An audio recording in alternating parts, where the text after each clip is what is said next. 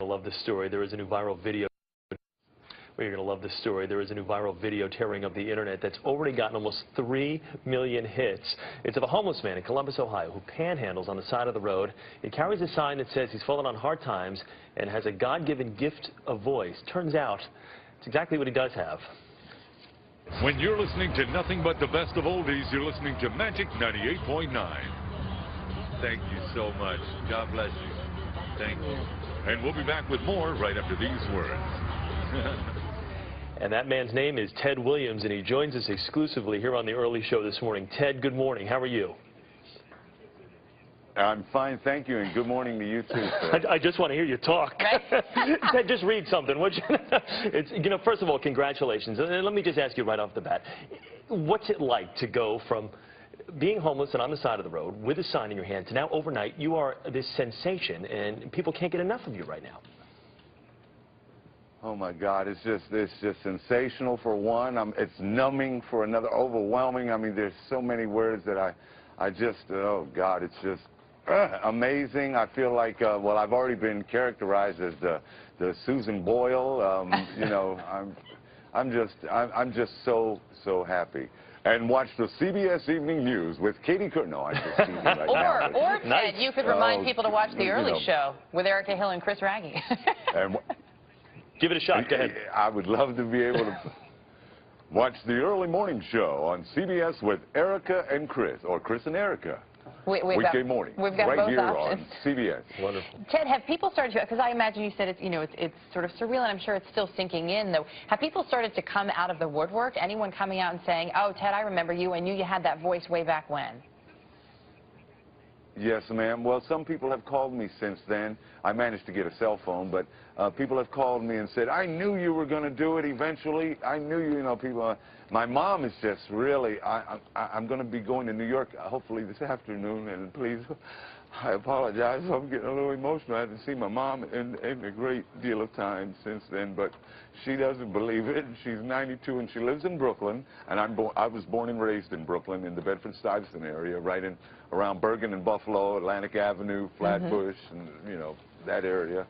So you know, God has been so good, and in the year 2010, on this date book that somebody gave me, I was going to write on there, well, another year wasted, but it was the year that I found God in my life. I mean, really a God of my understanding, and so it wasn't a wasted year, and I had no idea that something like this would have ever happened to me. It's like almost winning the Mega Ball lottery or something. This is just phenomenal. You're the third lottery winner today. Let me ask you this, Ted. You got your career got derailed through drugs and alcohol. You talked of that, and now you've been sober for what, 2 years now? Is that correct? About 2.5 years. About 2.5 years. And congratulations for this. So what now? What would you now like to do? How are you going to put this voice to use? Well, I would like to just have a job and a home, an apartment or anything, you know, to be able to cook in. I'd like to, you know, just get my life in a responsible area of a 53-year-old man, a tax-paying citizen, and try to put some of my bad memories and everything. Well, I'm not going to forget where I came from, but I just want to put some of that on the back burner and continue with my life, whatever is left to live, and hopefully, like I said, I was holding that sign with the hopes or the wishful thinking that somebody was going to ride by and say, hey man, you know, I got an internet radio station that could possibly use some production work or something. Well, clearly everything happens for a reason. There's a reason that you were there and that someone did drive by. You mentioned your mom and that you're headed here to New York. Your mom is 92, and this hasn't quite sunk in for her. You haven't seen her in a while. I imagine for her this is really a dream come true too. Was she worried that maybe you wouldn't be able to pull out of that low place where you had been? You know, one of my biggest prayers that I sent out was that she would live long enough for me to see me, you know, rebound or whatever.